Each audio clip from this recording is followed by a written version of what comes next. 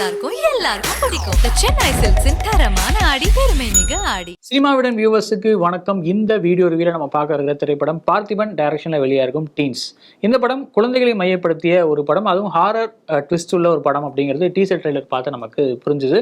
பார்த்திபனோட சமீபத்திய 2 படங்கள் ஒத்த செருப்பா இருக்கட்டும், இரவினலா இருக்கட்டும், ரெண்டுமே ஒரு எக்ஸ்பெரிமெண்டல் ஃபிலிம்ஸ் அண்ட் அவருக்கு நல்ல ஒரு பேருமே வாங்கி கொடுத்த படங்கள் தான். ஸோ அவரோட அந்த 2 பரிசோதனை முயற்சிக்கு அப்புறம் இப்போ 3ஆவதா இந்த படம் டீன்ஸ் அப்படிங்கிறது ஒரு இந்த ஜாண்டர்ல பார்த்திபன் எக்ஸ்ப்ளோர் பண்ணதில்லை அப்படிங்கிறது ஒரு ஹைலைட்டாக இருந்துச்சு. ஸோ இந்த ஜாண்டர்ல அந்த டீன் ஃபிக்ஷன், அந்த டீன் ஹாரர் ஜாண்டரில் பார்த்திபன் என்ன பண்ண போகிறார் அப்படிங்கிற ஒரு எக்ஸ்பெக்டேஷன் இருந்துச்சு. ஸோ இந்த படம் என்ன சொல்ல வருது, இந்த படத்தில் இருக்கிற பிரச்சனைகள்லாம் என்ன, ஓவராலாக படம் எப்படி இருந்துச்சு அப்படிங்கிறது இந்த ரிவ்யூவில் பார்க்கலாம். வாங்க ரிவ்யூக்குள்ளே போகலாம். டீன்ஸ் படத்தோட ஒன்லைன் என்ன அப்படிங்கிறத பார்த்தலாம். 13 குழந்தைகள் நண்பர்களாக இருக்காங்க, ஆண் பெண் கலந்து இருக்காங்க. ஸோ அவங்களுக்கு ஒரு மனக்குறை என்ன அப்படின்னா, அவங்களை இன்னும் இந்த உலகம் சின்ன குழந்தைகளாகவே பார்க்குது அப்படிங்கிற ஒரு விரக்தி அந்த மனநிலையில் இருக்காங்க.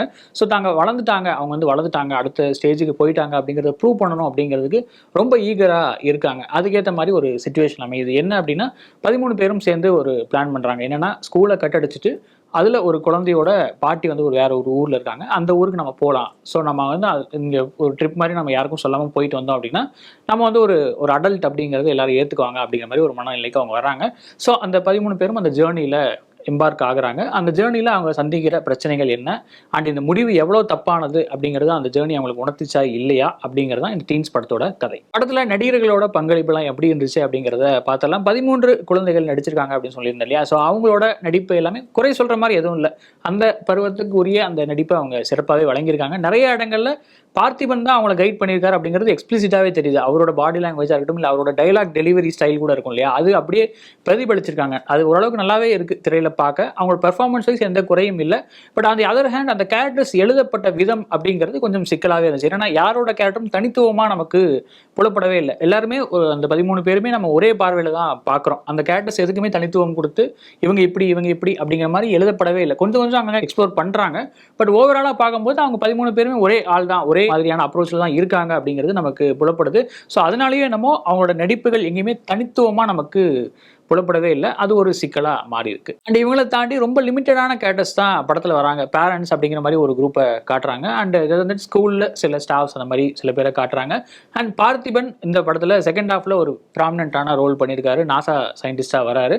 அவருடைய அந்த நடிப்பு யூஸ்வலாக அவர் என்ன ட்ரூப் பண்ணுவாரோ அது மாதிரி சிறப்பாக பண்ணியிருக்காரு. இந்த இடத்துல கொஞ்சம் அண்டர் பிளே பண்ணியிருக்காரு. இந்த ரோலுக்கு அவருடைய நடிப்பு யூஸ்வலான நடிப்புலேருந்து கொஞ்சம் அண்டர் பிளே பண்ண டோன் தேவைப்படுது. அதை சிறப்பாகவே வழங்கியிருக்காரு. அதில் குறையதும் இல்லை.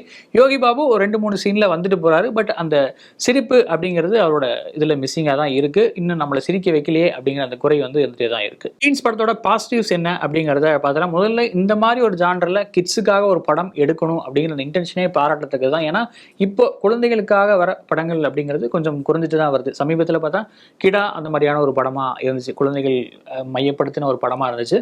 அண்ட் நிறைய அந்த மாதிரியான முயற்சிகள் வர்றது கொஞ்சம் கம்மியாயிருச்சோ அப்படிங்கிற ஒரு ஃபீல் தமிழ் சினிமால இருக்கு. குழந்தைகளை மையமாக வச்சு படங்கள் வருது. பட் அது குழந்தைகளுக்கான படமா இருக்கா அப்படின்னு கேட்டால் இல்லை தான். பட் இந்த படம் அந்த வகையில் ஒரு அளவுக்கு ஒரு சம்மர் வெக்கேஷன் மூட கொடுக்குற ஒரு படமாக தான் இருக்குது. ரொம்ப சீரியஸாலாம் யோசிக்க வேண்டாம். ஒரு குழந்தைங்க ஒரு ட்ரிப் போகிறாங்க, அது ஒரு சில பிரச்சனைகள் வருது, அதை எப்படி சமாளிக்கிறாங்க அப்படிங்கிற மாதிரியான ஒரு ஜானர் தான். அதை கொஞ்சம் நீட்டாகவே ப்ளே பண்ணியிருக்காரு டைரக்டர் பார்த்திபன். இந்த ஜானரில் ஒரு படம் எடுக்கணும் அப்படின்னு நினச்ச அந்த இன்டென்ஷனுக்காகவே நிச்சயமாக பாராட்டுகள். அப்புறம் இந்த படமோட ஓவரால் ஸ்க்ரீன் பிளே பார்க்கும்போது ஒரு ஜானர் பெண்டிங் அப்படிங்கிற மாதிரியான ஒரு கேட்டகரியில் இந்த படத்தை நம்ம வந்து பிளேஸ் பண்ணலாம். அதாவது நம்ம ஒரு எக்ஸ்பெக்டேஷனில் ஒரு டீசர் ட்ரெய்லர் பார்த்துட்டு இப்படி தான் இருக்கும் படம் அப்படின்னு போய் உட்காருவோம். பட் அதுக்கப்புறம் அந்த படம் வந்து வேற மாதிரியான ஒரு ஜானரில் ஷிஃப்ட் ஆகும். அது கிட்டத்தட்ட ஒரு ஹாஃப் வே த்ரூவில் ஒரு ஜானர் ஷிஃப்ட் நடக்கும். அந்த ஷிஃப்ட் இந்த படத்துலையுமே இருக்குது. நம்ம என்னதான் எக்ஸ்பெக்டேஷன் பண்ணி இந்த படம் இப்படி இருக்கும், இப்படி கடைசியில் முடிப்பார் அப்படிங்கிற மாதிரியான எக்ஸ்பெக்டேஷன் நம்ம போய் உட்கார்ந்தாலும் அப்படி இல்லாமல் வேற மாதிரி இந்த படம் இருக்குது அப்படிங்கிறது இன்னொரு பாசிட்டிவ் தான். அந்த அளவு ஸ்க்ரீன் பிளே கொஞ்சம் அன்பிரடிக்டபிளாகவும் கொஞ்சம் மூடி மறைச்சு சில விஷயங்களை சொல்கிற மாதிரி தான் இருக்குது. சட்டிலாக தான் கொண்டு போயிருக்காங்க. நம்மளால் ஓரளவுக்கு ப்ரெடிக்ட் பண்ணவும் முடியல அப்படிங்கிறது ஒரு சின்ன பாசிட்டிவ் தான். இந்த மாதிரியான அட்வென்ச்சர் படங்கள்ல அது பாசிட்டிவ். அடுத்தது அந்த டெக்னிக்கல் ஃப்ரண்ட், கவர்மிக் ஆரியோட சினிமோட்டோகிராஃபி பாராட்டும்படி தான் இருக்குது. நிறைய எஸ்டாப்ளிஷ்மெண்ட் ஷாட்ஸ் வந்து ரொம்ப நல்லாவே எடுத்திருக்காங்க. ஒரு சில விஎஃப்எக்ஸ் ஷாட்ஸ் கொஞ்சம் பேட்சியாக தெரிஞ்சாலும் ஓவராலாக சினிமோட்டோகிராஃபி பெர்ஸ்பெக்டிவ்ல படம் நல்லாவே இருக்குது. நிறைய அந்த லேண்ட்ஸ்கேப்பை நல்லாவே எக்ஸ்ப்ளோர் பண்ணியிருக்காங்க. அந்த குழந்தைகள் மாற்ற அந்த வெளி அந்த இடம் வந்து எப்படி இருக்குது அப்படிங்கிறது நல்லாவே எஸ்டாப்ளிஷ் பண்ணியிருக்காங்க. அந்த பச்சை பசேல் அந்த லொக்கேஷனாக இருக்கட்டும், ஸ்கையை ஒரு எலிமெண்ட்டாக யூஸ் பண்ணதாக இருக்கட்டும், அந்த மாதிரியான ஷார்ட்ஸ் எல்லாமே ரொம்ப பாராட்டத்தக்கதாக இருந்துச்சு. கொஞ்சம் ட்ரோன் லெவலில் எடுக்கப்பட்ட ஷார்ட்ஸுமே கொஞ்சம் கவனிக்க வைக்கிற மாதிரி தான் இருந்துச்சு. அந்த அழகை நிறைய இடத்துல காட்டியிருந்தாங்க, அதுவுமே நிச்சயமாக பாராட்டத்தக்கது. அண்ட் பேக்ரவுண்ட் மியூசிக்கில் இமான் நல்லாவே ஒர்க் பண்ணியிருக்காரு. பாடல்கள் அந்தளவுக்கு பெருசாக இம்ப்ரெஸ் பண்ணலைனாலும் அந்த த்ரில் மொமெண்ட்டை கொடுக்குற அந்த பேக்ரவுண்ட் ஸ்கோர் ஓரளவு நல்லாவே ஒர்க் அவுட் ஆயிருக்கு. இந்த படத்தில் இதெல்லாம் பெட்டராக இருக்கலாம் அப்படிங்கிறத பார்த்தலாம். ஆர் சுதர்ஷனோட எடிட்டிங்கில் இன்னும் கொஞ்சம் பெட்டரான அவுட்புட் ஃபர்ஸ்ட் ஹாஃபில் வந்திருக்கலாமோ அப்படிங்கிற ஃபீல் இருக்குது. உதாரணத்துக்கு நிறைய ஷார்ட்ஸ் வந்து அங்கங்கே ஜம்ப் ஆகி போன ஒரு ஃபீல் இருக்குது. அதனால நமக்கு அந்த சீனில் கிடைக்கக்கூடிய கிளாரிட்டி அப்படிங்கிறது மிஸ் ஆன ஒரு ஃபீல் இருக்குது. அது டெலிபரேட்டாக பண்ணப்படுச்சா அப்படிங்கிறது தெரியல, பட் அது ஒர்க் அவுட் ஆகலை அப்படிங்கிறது ஒரு பெரிய நெகட்டிவ் தான். ஏன்னா ஒரு எக்ஸாம்பிளுக்கு ஒரு சீன் சொல்லணும் அப்படின்னா, ஒரு பைத்தான் சீன் வருது, அதில் வந்து ஒரு பைத்தான் வந்து ஒரு விஷயத்தை முழுங்கிருச்சு அப்படிங்கிற மாதிரியான ஒரு காட்சி வந்து வைக்கப்படுது.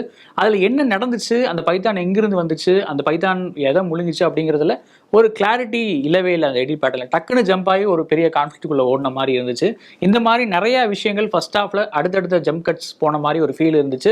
இடையில சில ஃப்ரேம்ஸ் மிஸ் ஆயிருச்சோ அப்படின்னு கேட்குற அளவுக்கு கூட அந்த கிளாரிட்டி மிஸ் ஆயிருந்துச்சு. அது ஒரு பெரிய நெகட்டிவ் தான். அடுத்ததாக ஒரு சில காட்சிகள் கொஞ்சம் அப்டேட் பண்ணுற மாதிரி தான் இருந்துச்சு. அதாவது என்ன அளவுக்குன்னா, குழந்தைகள் வந்து ஒரு கல் குடிக்கிற மாதிரியான ஒரு காட்சி வைக்கப்பட்டிருந்துச்சு. அது எந்த அளவு உண்மை அப்படிங்கிறது அந்த நெரேட்டிவ்ல தெரியல, பட் அது கொஞ்சம் எக்ஸ்பிளிசிட்டாக தெரிஞ்ச மாதிரி ஒரு ஃபீல் இருந்துச்சு. அந்த சீனை தவிர்த்திருக்கலாம். அண்ட் இன்னொரு காட்சியில் ஒரு சின்ன பையன் வந்து செல்ஃப் ஃபார்ம் பண்ணி சூசைட் அந்த மாதிரியான விஷயங்கள் ட்ரை பண்ணுற மாதிரி ஒரு ஷாட் வச்சுருந்தாங்க. அதை எக்ஸ்பிளிசிட்டாகவே காட்டியிருந்தாங்க. அதை சென்சார் பண்ணியிருக்கலாம், இல்லை அந்த சீனையே தவிர்த்திருக்கலாம் அப்படின்னு கூட ஃபீல் ஆச்சு. இந்த 2 காட்சிகளுமே குழந்தைகள் ஜான்ற படம், அதாவது இந்த மாதிரியான ஒரு கிட்ஸ் சம்மந்தப்பட்ட படங்களில் வச்சது வந்து கொஞ்சம் வருத்தமாக தான் இருந்துச்சு. அந்த ஷார்ட்ஸை இருக்கவே வேண்டாம், அந்த காட்சிகள் வைக்காமே இருந்திருக்கலாமே அப்படின்னு கூட நமக்கு தோணுச்சு. அடுத்ததாக இந்த படம் செகண்ட் ஹாஃப்ல ஒரு ஜான்ரா ஷிஃப்ட் நடக்குது அப்படின்னு சொல்லியிருந்தேன் இல்லையா, அதுக்கப்புறம் ஒரு சயின்ஸ் ஃபிக்ஷன் ஆங்கிளுமே இந்த படத்துக்குள்ளே வருது.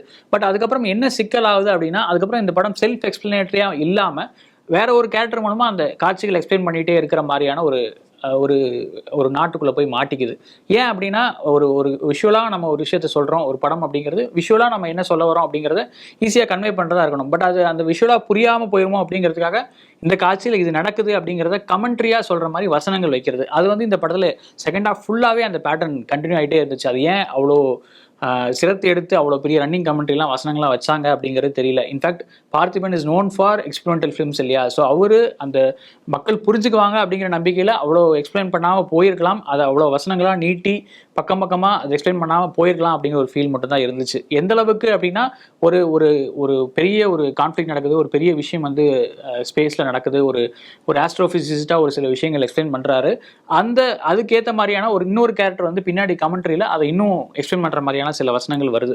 அதை தவிர்த்திருக்கலாம். ரொம்ப ப்ரீச்சியாக போயிட்ட ஒரு ஃபீல் அந்த டோன் வந்து இன்டியூஸ் பண்ணுது. அதை தவிர்த்திருக்கலாம். அடுத்தது ஓவராலாகவே ஆடியோகிராஃபி, அந்த ஆடியோ மிக்சிங் அப்படிங்கிறது இன்னும் கொஞ்சம் பெட்டராக இருந்திருக்கலாமோ அப்படின்னு ஃபீல் ஆச்சு. ஒரு சில சீன்ஸில் வந்து பார்த்தீங்கன்னா 13 பேர் இல்லை 11 பேர் இருக்காங்க, இல்லை நிறைய குழந்தைகள் இருக்காங்க, அவங்க மாறி மாறி பேசிக்கிறாங்க. அப்படிங்கும்போது நிறைய இடங்கள்ல கிளாரிட்டி மிஸ் ஆகுது. யார் எந்த வசனம் சொல்கிறாங்க, அண்ட் ஒருத்தர் பேசிட்டு இருக்கும்போது ஏன் இன்னொருத்தர் இடையில பேசுகிறாங்க அப்படிங்கிற மாதிரி ரொம்ப கச்சமச்சன்னு ஒரு கிளாஸ் ரூம்குள்ளே போன ஃபீல் மாதிரி நிறையா காட்சிகள் இருந்துச்சு.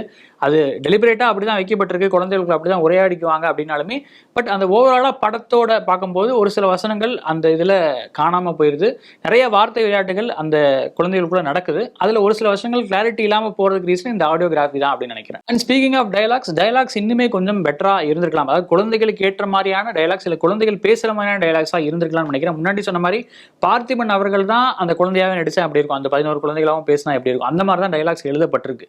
அந்தளவு அதில் வார்த்தை விளையாட்டுகள், மாயாஜாலங்கள், அந்த வார்த்தை ஜாலங்கள் அப்படின்லாம் சொல்லுவாங்களே, அந்த மாதிரி விஷயங்கள்லாம் ரொம்ப இன்டியூஸ் பண்ணியிருந்தாங்க. அந்த வேர்ட் பிளே ஒரு சில இடங்களில் நல்லா கிளவராகவே இருந்துச்சு, நல்லாவும் கிளாப்ஸ் வாங்கிச்சு. பட் அது வந்து ரொம்ப அது கொஞ்சம் ஓவர் போர்டாக போயிட்ட மாதிரி ஒரு ஃபீல் இருந்துச்சு. குழந்தைகள் அப்படி பேசுவாங்களா அப்படிங்கிற ஒரு கேள்வியுமே நமக்கு வந்துச்சு. அடுத்ததாக படத்தோட இன்னொரு பெரிய சிக்கல் கிராஃபிக்ஸ் ஒர்க் தான். அந்த விஎஃப்எக்ஸ் ஒர்க் அப்படிங்கிறது ரொம்ப பேட்சியாகவே ஃபீல் ஆச்சு. எந்தன்னா இந்த யோகி பாபு வர காட்சிகள் வந்து தனியாக எடுக்கப்பட்டதாட்ட தெரிஞ்சுது. அதில் இந்த க்ரீன் ஸ்க்ரீன் அப்படிங்கிறது இன்னும் கொஞ்சம் பெட்டராக ஒர்க் ஆகிருக்கலாம். ஏன் வந்து அவ்வளோ அந்த யோகி பாபு சீன்ஸ் வந்து தனியாக எடுத்து இது கூட ஆட் பண்ணியிருக்காங்க அப்படிங்கிறது தெரியல. இன்னொன்று யோகி பாபு கேரக்டர் படத்தில் எதுக்கு அப்படின்னு கூட தெரியல. அந்த கேரக்டர் இல்லைன்னா கூட படத்தில் பெரிய இம்பாக்ட் எல்லாம் ஒன்றும் மாறி இருக்க போகிறது இல்லை. ஸோ அந்த கேரக்டரை அவாய்ட் பண்ணியிருக்கலாமே அப்படின்னு கூட ஒரு கால் எடுத்துக்கலாமே அப்படின்னு தோணுச்சு. அது ஒரு பெரிய சிக்கல். அண்ட் அதர் தன் தட் இந்த சைஃபை ஆங்கிள் வரும்போது இன்னும் கொஞ்சம் பெட்டரான விஎஃப்எக்ஸ் கொடுத்துருக்கலாமோ அப்படின்னு ஃபீல் ஆச்சு. அந்த கிளைமேக்ஸில் வர விஷயங்கள் ஓரளவு ஓகே. அந்த ஏன்னா நம்ம அது வந்து ஒரு இப்படி தான் இருக்கும் அப்படின்னு அதை நம்ம சொல்ல முடியாது அப்படிங்கிறதுனால அந்த கிராஃபிக்ஸ் ஓரளவு ஓகேவாக இருந்துச்சு. பட் அதாவது அதுக்கு முன்னாடி வர காட்சிகள், அந்த கிட்ஸ் வந்து அந்த பெரிய காட்டுக்குள்ளே போய் சுற்றுறாங்க அப்படிங்கிறதுலேயே நிறைய க்ரீன் மேட் ஷாட்ஸ் வந்து ரொம்ப எக்ஸ்பிளிசிட்டாக அங்கங்கே பேட்சியாக தெரிஞ்சுது. அதை இன்னும் பெட்டரான அவுட்புட் கொடுத்துருக்கலாம். டீன்ஸ் படத்தோட ஓவரால் வேர்டிக்ட் என்ன அப்படிங்கிறத பார்த்தலாம். வித்தியாசமான முயற்சிகளுக்கு பாராட்டுகள் அளிக்கணும் தான் அதில் வந்து மாற்றுக்கிறதுலே. பட் அந்த வித்தியாசமான முயற்சி எல்லாருக்கும் வயபிளாக இருக்கணும் அப்படிங்கிறதும் ஒரு நிச்சயமான ஒரு பேராமீட்டராக நான் பார்க்குறேன். அண்ட் இந்த படம் ஆப்வியஸ்லி அந்த கியூரியாசிட்டி பில்ட் பண்ணுற விஷயத்தில் கொஞ்சம் டவுன் பிளே ஆன மாதிரி தான் ஃபீல் இருந்துச்சு. ஆப்வியஸ்லி நமக்கு என்ன நடக்குது அப்படிங்கிறது கிளாரிட்டி இல்லை. கிளைமாக்ஸ் வரைக்குமே ஒரு சஸ்பென்ஸை மெயின்டைன் பண்ணுறாங்க. பட் அந்த சஸ்பென்ஸை நம்ம தெரிஞ்சுக்கணும்னு ஒரு கியூரியாசிட்டி பில்டப் ஆகணும் இல்லையா? அது இந்த படத்தில் சுத்தமாகவே மிஸ்ஸிங். அதுக்கு காரணம் இந்த கேரக்டர்ஸ் எதுலையுமே நமக்கு எமோஷனல் கனெக்ட் ஏற்படலை அப்படிங்கிறது தான். ஸோ அதை ரைட்டிங்கில் இன்னுமே கொஞ்சம் ஸ்ட்ராங்காக இருந்து இந்த மாதிரியான பேட்சி விஎஃப்எக்ஸ் ஒர்க்ஸ் அப்புறம் டெக்னிக்கல் இருக்கிற பல குறைகள் இதெல்லாமே கொஞ்சம் மினிமலைஸ் பண்ணியிருந்தாங்கன்னா இன்னுமே ஒரு நல்ல அவுட்புட்டாக இந்த படம் வந்திருக்கும். கிட்ஸ் ஜாண்டரில் ஒரு படம் அப்படிங்கிறது மட்டுமே இந்த படத்துக்கு ஒரு விளம்பரமாக இப்போ இருக்குது அப்படிங்கிறது ஒரு சோகமான விஷயம் தான். இந்த படத்தை நான் ஒரு பிலோ ஆவரேஜ் படமாக தான் ரேட் பண்ணுவேன். உங்களுக்கு இந்த படம் எப்படி இருந்துச்சு அப்படிங்கிறத கமெண்ட்ல சொல்லுங்கள். வேற ஒரு வீடியோ உங்களை மீட் பண்ணுறேன். நன்றி, வணக்கம். எல்லாமே நல்லா இருக்கும், எல்லாருக்கும் பிடிக்கும். The Chennai Silks தரமான ஆடி பெருமை மிக ஆடி.